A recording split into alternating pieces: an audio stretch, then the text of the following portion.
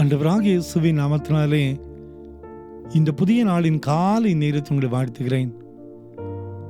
எப்படி இருக்கீங்க? எல்லாரும் சந்தோஷத்தோடு இருப்பீங்கன்னு சொல்லி நம்புறேன். இந்த செய்தி கேட்டுக்கொண்டிருக்கிற ஒவ்வொருவருக்காக நான் ஜெபித்து கொண்டே இருக்கிறேன்.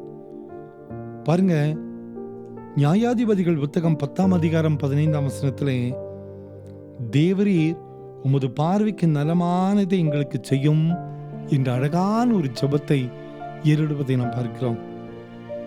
Do thou unto us whatsoever seemeth good unto thee.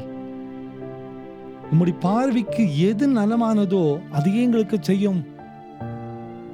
அன்பான குடும்பத்தின் மக்களே, அநேக சூழ்நிலையிலே நமது பார்வைக்கு நலமானதை நாம் கேட்கிறோம்.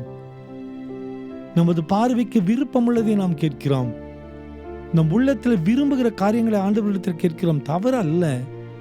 ஆனால் அதை காட்டிலும் மேலாக நாம் ஜெபிக்க பழகிக் கொள்ள வேண்டும். ஆண்டவரே, தேவரீர் உமது பார்வைக்கு நலமானதை எங்களுக்கு நிச்சயம்.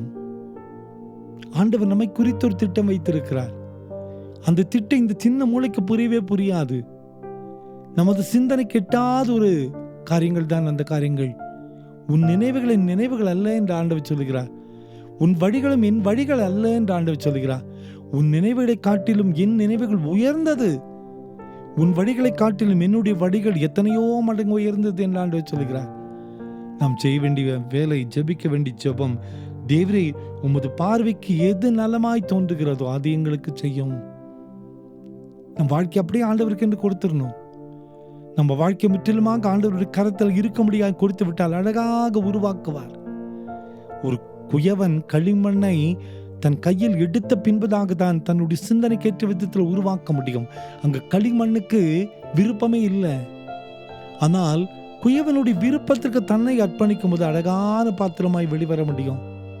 நம்ம வாழ்க்கை அதே போலதான். நம்ம இந்த காலை நேரத்தில் நாம் ஜெபிக்க வேண்டிய ஒரு ஜெபம், ஆண்டவரே உமக்கு நலமானது எங்களுக்கு நீங்க செய்யுங்க, உமக்கு பிரியமானதை எங்களுடைய வாழ்க்கையில நீங்க செய்யுங்க, உமக்கு சித்தமானதை மட்டும் எங்களுடைய வாழ்க்கையில நீங்க செய்யுங்க. இதுதான் நமது ஜெபமாய் இருக்க வேண்டும். இதுதான் நமது அர்ப்பணிப்பாய் இருக்க வேண்டும். இந்த அர்ப்பணிப்பு நமது வாழ்க்கையில இருந்து விட்டோமானால் நிச்சயமாய் நம் தேவைகள் எல்லாம் சந்திக்கப்பட்டு நமக்கு எது பெஸ்டோ அது ஆண்டவர் தருவார். எது உயர்ந்ததோ அது ஆண்டவர் தருவார். எது மகிமையோ அதை ஆண்டவர் தருவார்.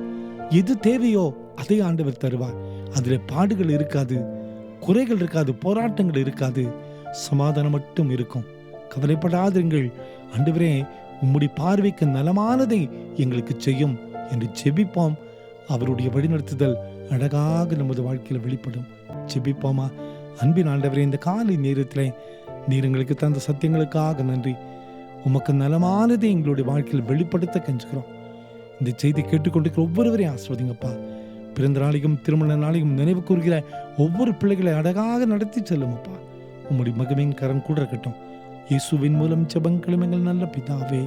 ஆமேன், ஆமேன், ஆமேன்.